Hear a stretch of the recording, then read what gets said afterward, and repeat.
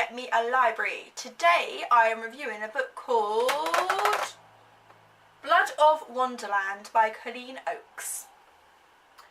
So this is the second book in a series which I now found out is a 3, so it's a trilogy, and this is the second one.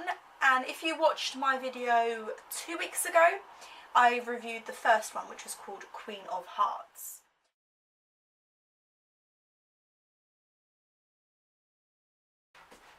Dorothy Must Die meets Alice in Wonderland. This is not a story happily ever after.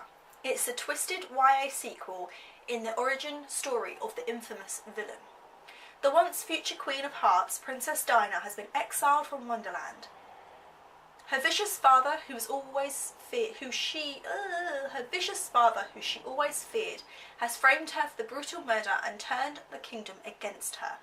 Now hiding in the mysterious Twisted Wood, with only her war steed at her side, Dinah is faced with a choice: to leave Wonderland forever or stay and fight for the throne. A chance encounter with a long-lost enemy of the kingdom brings Dinah more allies than she ever could imagine. But before battle, Dinah must confront truths about her heart and her destiny, no matter how dark those secrets may be. Revolution is rising in Wonderland. Dinah's war has begun.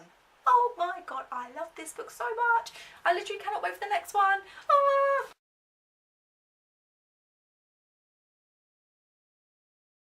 So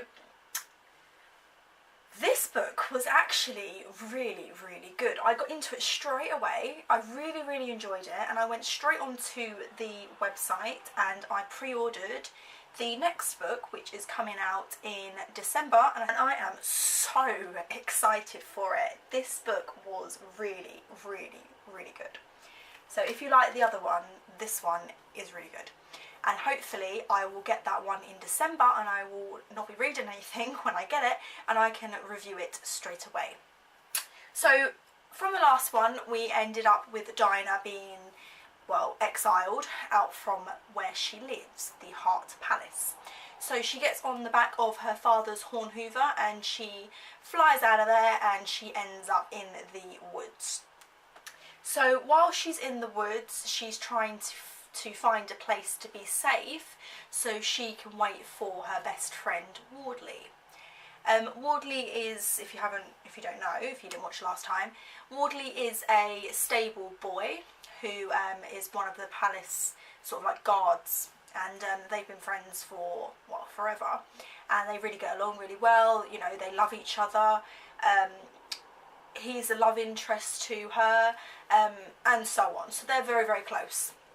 So he basically said to her, go, meet me, I will be on my way, and I will find you, and I will get you, and we'll be okay. So she's gone, okay, because her father is angry, he's upset. Her brother has just been killed by her father, and he's trying to pin the blame on her because he doesn't want her to become queen, because if she becomes queen, they rule together, and then when she gets married, the father ends up not being king anymore, and whoever she marries will become king. So that is pretty much where we left off.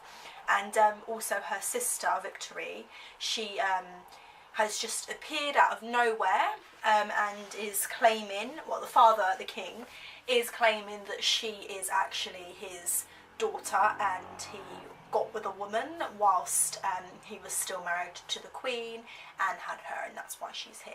So Dinah has this theory that now she's going to become Queen of Hearts. So that's pretty much where we've left off. So Dinah is now in the Twisted Woods with her horn hoover Morty, who is an ally, he's a friend. I mean, it's a little bit shaky to start with, there are moments, but they do become quite companions, and he does stay with her. He's basically her friend, and they're together. So she's in the Twisted Woods, and she's lost. Completely, utterly lost. She has no idea where the hell she is going. She is with a horn hoover which can literally kill her like that. She is terrified. The King of Hearts is on his way with all the guards, all the heart cards. You know, She's literally trying to find Maudley. She doesn't know where he is. She's had that thing with her brother. She's had the thing with her sister.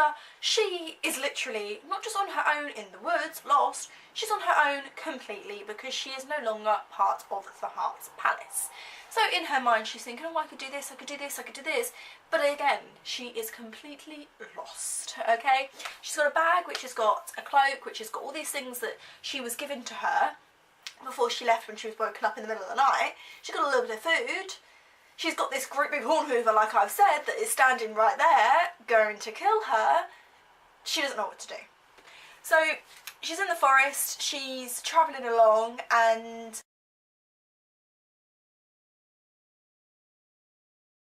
then she starts to hear this sound, and it's the king and his heart cards, and they are on their way to find her. She has not gone as far as she thought she would. She spent the night in the forest with her horn hoover. She is still completely and utterly lost. She has no idea where she's going, and she can hear the king on his way.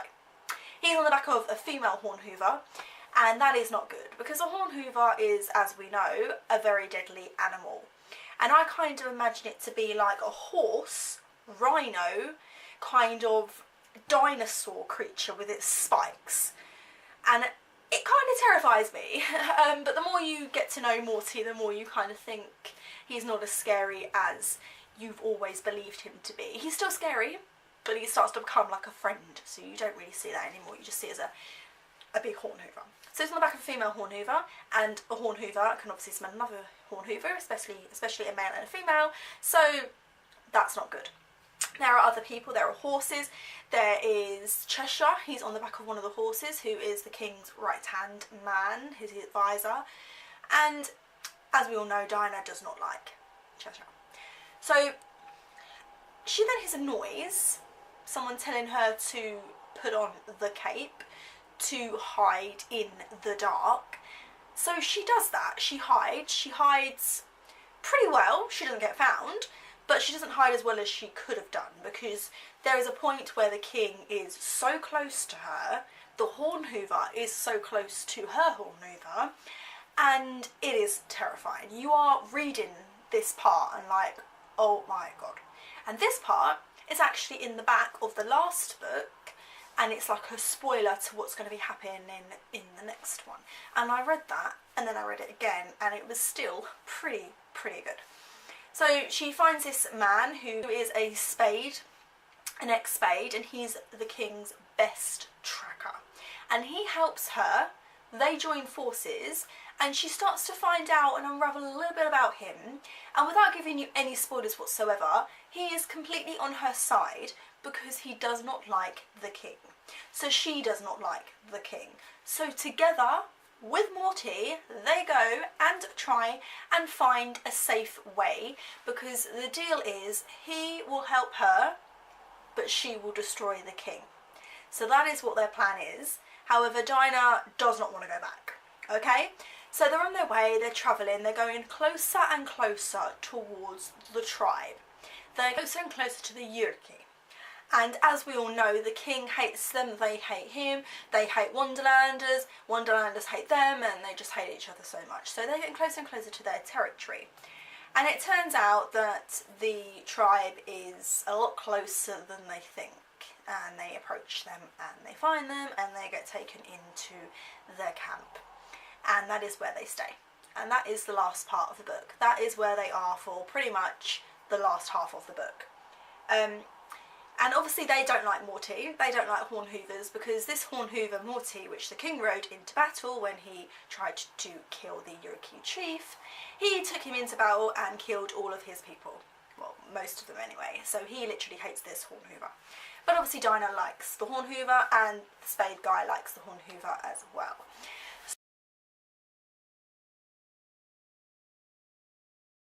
So they're in this Yurki tribe, they've got the Yurki woman, the Yurki man, they have this, they're a little bit like Atlanteans, where they've got like the white hair that's sort of braided, and they've got like the dark tanned, I don't know what the kind of colour is, like a nice sandy kind of colour tan. They look really good, they're muscly, they're strong, even the women, and they wear like the loincloths and all that kind of stuff with the beads. So they are like Atlanteans, that's how I see them anyway. And then there's Dinah, who walks in with her jet black hair and her dark eyes and her red lips. You know, she is the opposite to them completely. Whereas the king is a little bit more like them with the blonde hair and the the different skin. So they're in this tribe, and this is a major spoiler for you, but I'm not going to give you spoilers about everything, because there is a big secret within this book that I do not want to tell you, because it will literally change your opinion, your mind about everything that you have ever read and everything that I have told you. So the only spoiler that I'm going to give you is a big spoiler because it does lead up to the next book, but I've already told you the title and you can always Google it, and it is called War of Wonderland, so you know there's going to be a war. So because she's in the Cherokee tribe, you don't know who the war's going to be about, so this is my spoiler for you, the big spoiler. The Cherokee tribe are going to join forces with Dinah, and they are going to destroy Wonderland, okay? So every story that you've ever read, every image you've ever seen for the Queen of Hearts, she's seen as this horrible, evil woman who wants to play croquet with a flamingo and hit a hedgehog and chop off Alice's head. This book, you actually not fall in love with Diana in a romantic way, but you fall in love with this character. You fall in love with the Queen of Hearts. You actually see a backstory to her that you've never seen before. I don't know what the ending's going to be because it's not in this book, it's the next one. But whatever the Queen does with the off with your head part, this is why she does that. The book Heartless by Marissa Meyer, where they both have a story where the Queen of Hearts is not what you imagined, and then they have this heartbreak or this emotion or some sort of stepping stone that leads them into the evil direction. That is what happens to her in this book. I don't know, like I said, what's going to happen in the final book, but this does all lead up, so you do have an emotional attachment to her, and you do want to know what happens, and you do want her to succeed. You do want her to destroy her father because of all the secrets and all the things that you will find out about in this book. You do hate the King of Hearts more than you've hated him before. So that is the end of my book review. I didn't want to give you too many spoilers. I'm so excited for the third book.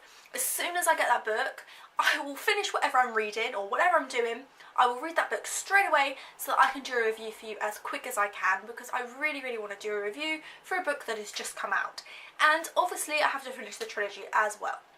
So thank you for watching this channel, start again. So thank you for watching my video today, and I will see you guys next Wednesday. Bye bye.